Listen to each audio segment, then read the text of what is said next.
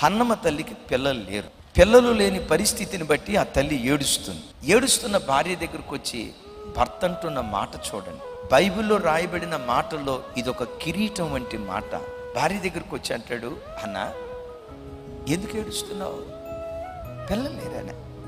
ఎప్పుడైనా నీకు పిల్లలు లేరని కానీ, నువ్వు గుడ్రాలువని కానీ, నీకు పిల్లలు పుట్టలేదని కానీ ఎప్పుడైనా ఒక మాట నాన్న గుండెల మీద పెట్టుకొని భార్యతో ఒక మాట అంటాడు, అయినా కుమారులు లేరని ఏడుస్తున్నావు, 10 మంది కుమారుల కంటే నేను నీకు శ్రేష్టమైన వాడిని కానా అంటాడు.